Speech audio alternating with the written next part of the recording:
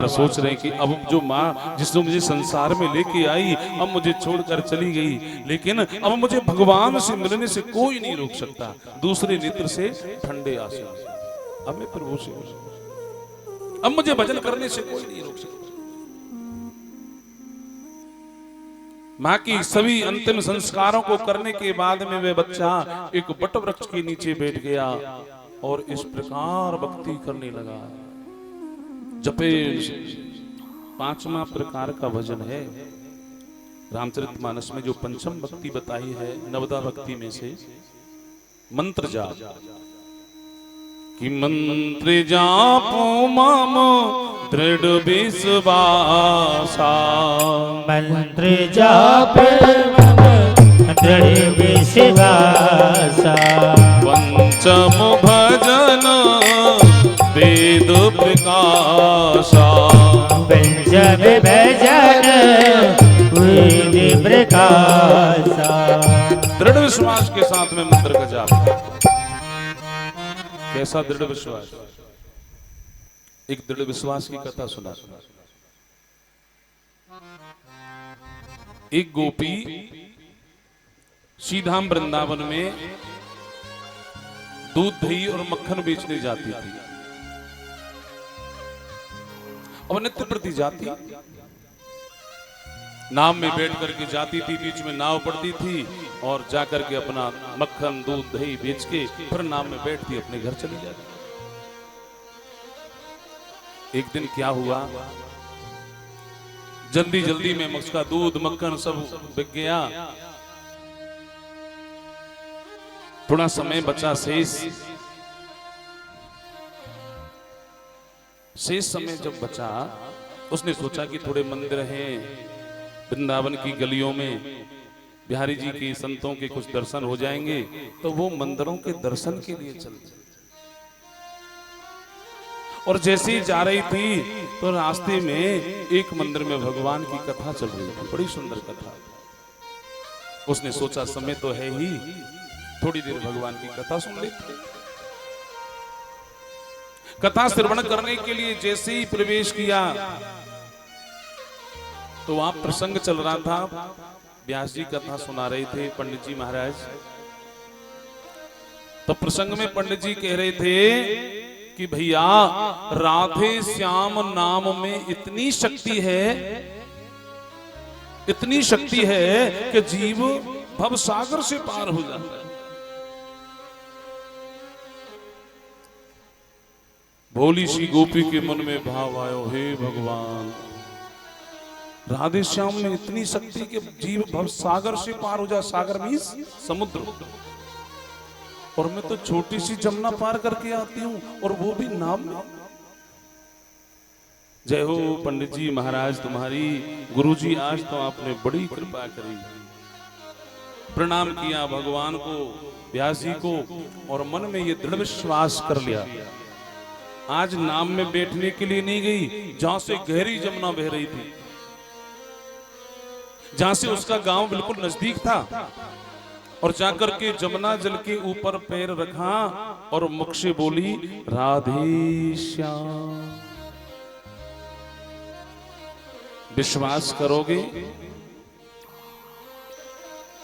कहते हैं गोपी का पैर जल पर ऐसे टिक गया मानो धरती में रखा हो।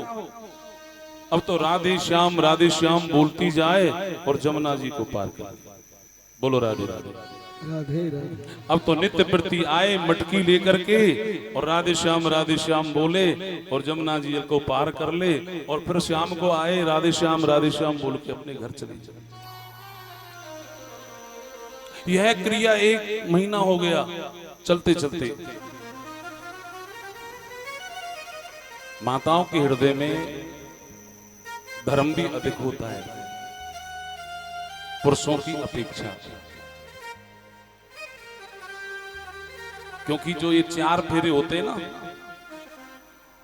विवाह के, तो सबसे आगे पहले फेरे में माता आगे चलती है। वो धर्म का ही फेरा होता है कि धर्म में मैं तुमसे आगे रहूंगी। अच्छा, कई लोग तो सोचते हैं, बोले भाई कहने वाली बात है, अब हम कैसे मान लें कहने वाली बात? देखने वाली बात है, देख लो।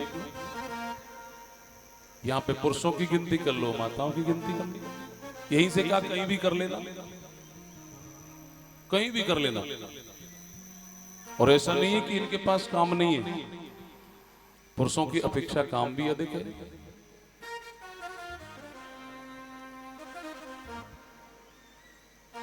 सज्जनों, माता के हृदय में भाव आया, जिन पंडित जी ने इतना सुंदर मंत्र दिया है, यमुना जी को पार करके मैं आ जाती हूं, मैंने उनको कुछ नहीं दिया। उनको एक बार बुलाऊं, घर बैठा के भोजन कराऊं, वस्त्र आभूषण से उनको बढ़िया भाव से विदा करूं, ऐसा मन में भाव लेके वो पुनः उसी स्थान पर गई। गुरुजी का अता पता पूछा तो गुरुजी का पता पूछने के बाद उनके घर गई। घर जाकर के गुरुदेव से निमंत्रण दिया तो गुरुजी स्वीकार कर लिया। वृद्ध ब्राह्मण थे, बोले गोपी कल आना, फिर मैं साथ तुम्हारे चलूंगा। गोपी दूसरे दिन गुरुजी को लेने गई। गुरुजी तैयार मिले, कुर्ता धोती पहने, टोपी पहने, हाथ में बेंत लिए और गुरु चल दिए। अब गोपी तो गुरुजी को लेके जाए वहां से जहां से पैदल पैदल जाती, गहरी जमुना से, और गुरुजी चले नाव की ओर। बोले गोपी यहां से नाव कहां मिलेगी? बोले क्यों मजाक करते हो, सबको पार लगाते हो और आप नाव की बात करते हो। अब जैसे ही गहरी जमुना के सामने गोपी गुरुजी को लेके खड़ी हो गई, बोले चलो।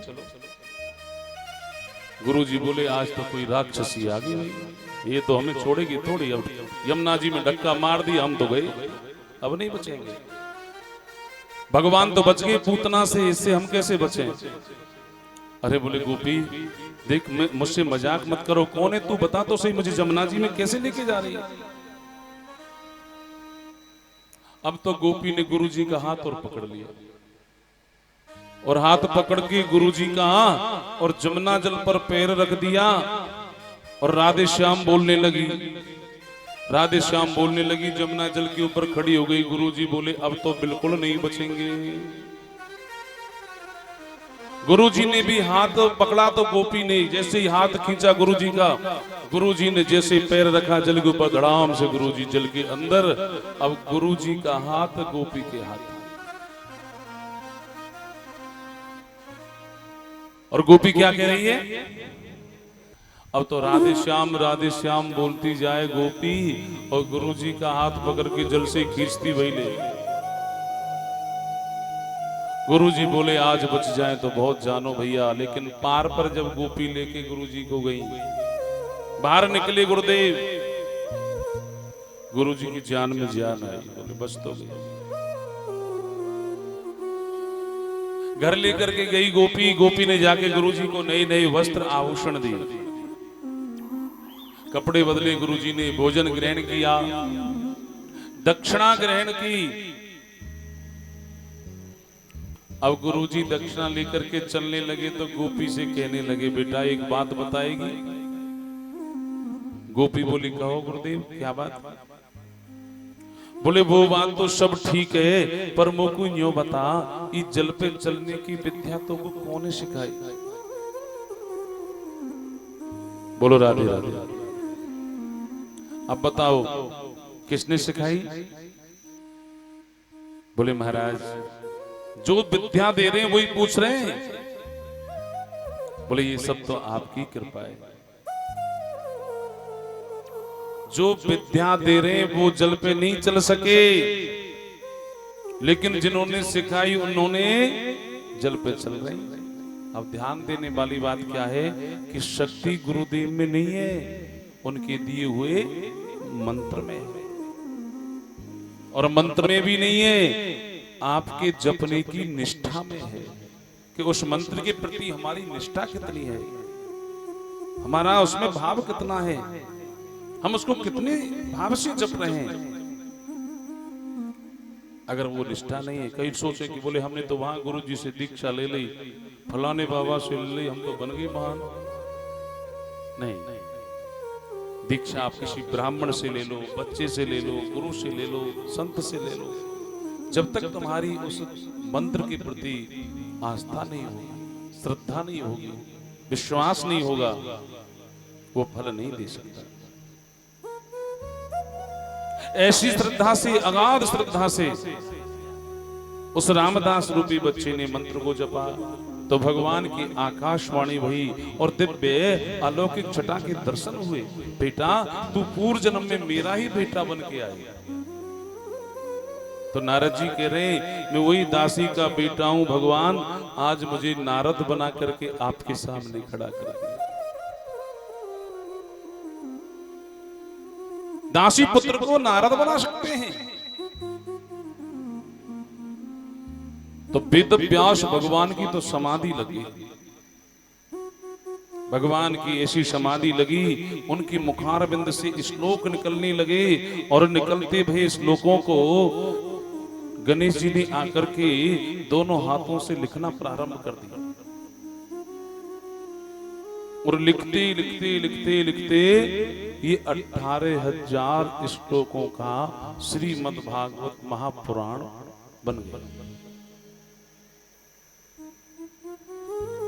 अब वेद व्यास भगवान के मन में संतोष हुआ कि मैंने जीव के कल्याण के लिए कुछ किया है। लेकिन मन में विचार करने लगे जीव का कल्याण तो हो जाएगा, लेकिन कोई इसका दुरुपयोग ना करे। ये तो ऐसी चूड़ामणि है जैसे पारस से लोहा भी छिल जाता है ना तो क्या बन जाता है, सोना। तो ये भी ऐसा ही, ये धर्म को भी देने वाला है, अर्थ को भी देने वाला है, सभी कामनाओं को पूरा करने वाला है और मोक्ष भी देने वाला है। इसकी शरण में जो आएगा वो अछूता नहीं रह सकता। बोलो राधे राधे।